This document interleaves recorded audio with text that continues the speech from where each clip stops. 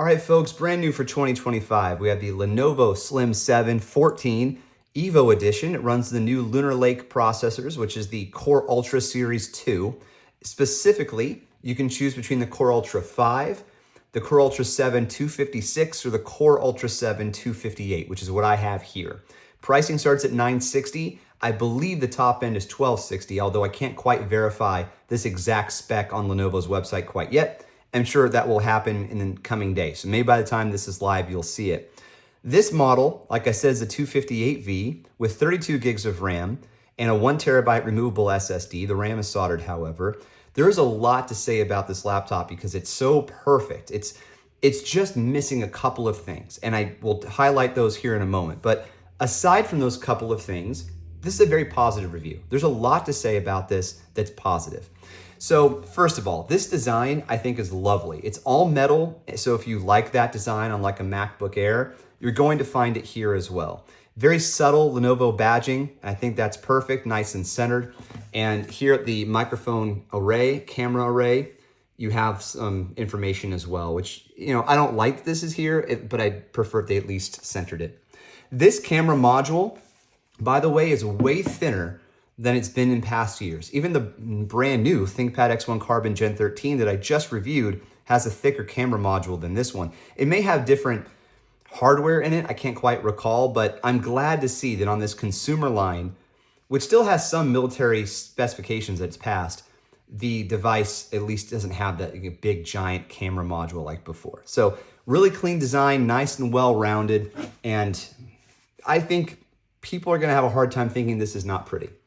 It's very slim. I mean, it is called the Yoga Slim. And what we have here on the side in terms of I/O, we have our legacy USB-A port with a combo microphone audio jack, a power button with an LED status light, and a camera shutter switch. I think every laptop should have a camera shutter switch. On the other side, full-size HDMI, which is a requirement for me, and 2 Thunderbolt ports you can charge with, and a micro SD slot. So lovely. On the back, nothing worth noting, just some grills, vents, legs, feet, whatever you want to call them, but they're not too thick. So they're pretty easy to, they're not taking up a lot of room. Overall, like I said, beautiful design, lots of great I/O, but the challenges that prevent this from being a perfect machine begin once you open it up. So with this camera module, you can run your thumb, find it, and then pull the laptop open. So I think over time, this will get better where you can easily open it with one hand. I've opened it maybe a dozen times in the few days I've been testing it. So give it some time, but I think that will work itself out as the hinge gets a little bit of wear on it. But unfortunately, as of right now, you can't open it with one hand. But who really does that? Okay, you're faced with your front-firing speakers that sound okay. The trackpad is nice and big, however, it is not a haptic trackpad. And I think we're at a point now where we should just have haptic trackpads on all Windows machines that are above $1,000. Very subtle Lenovo Aura Edition branding here. These 2 stickers, rip them right off, you don't need them. And a wonderful keyboard with LED backlighting. Let's see if we can get that to turn on without killing the battery here. I've been running this thing pretty hard for a few days.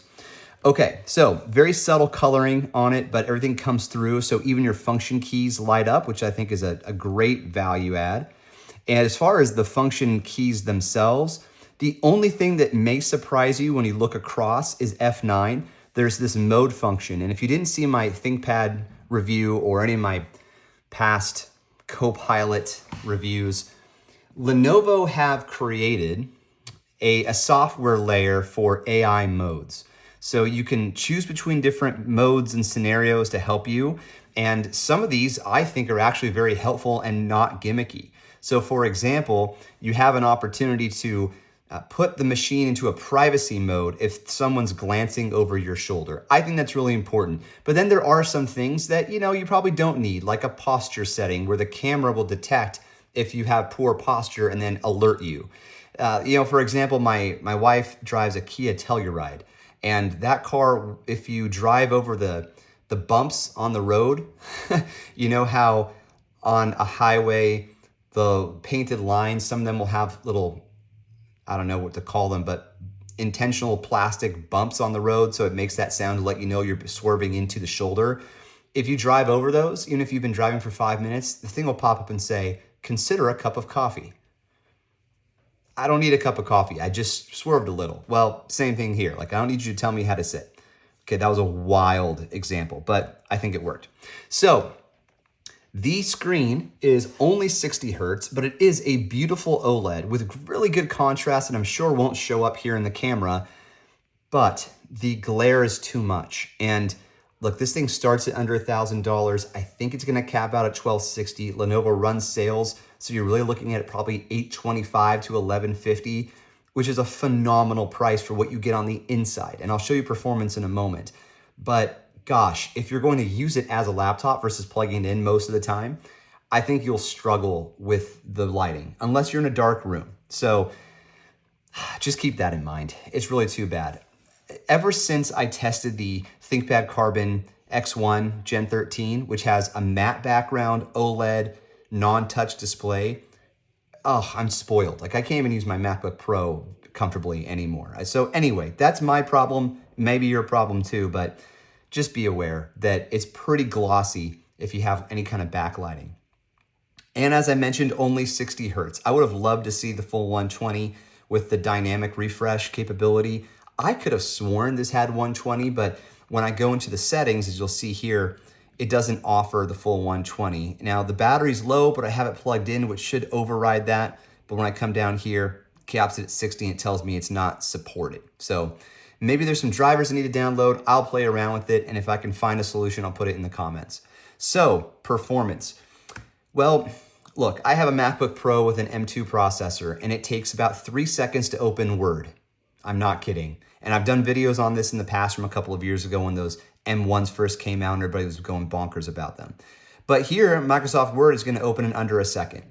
And I'm sure if I were opening a file, it would have been just as fast, just from having tested these kind of Intel Core processors so many times over the years. Here's Microsoft Excel, same thing. And I'm going to open up PowerPoint, which I have not opened up on this machine at all before, and you'll see that it also opens up lightning fast. So maybe Microsoft does it on purpose. I never found a resolution. I did find confirmation from some other viewers, so I'm really happy to see that. Edge opens very quickly. You can get right into your browser and start looking at things. So the OLED, again, I just want to stress, is very pretty. Okay, so final thoughts on this. Well, it's an easy laptop to recommend. I would tell people, look, if you need a beautiful display, a comfortable keyboard, a solid large trackpad, in a thin and light chassis that's actually rigid and exudes quality, and you also need USB ports and an HDMI port, this is a no-brainer, especially for the price. Lenovo does such a good job with pricing these machines, and I think that's probably a result of being the biggest manufacturer of consumer laptops. They just have that kind of buying power to drive scale, economies of scale. So very easy to recommend from that perspective. I just wish it had a haptic trackpad, a matte coating on the display, and a 120 hertz dynamic refresh capability.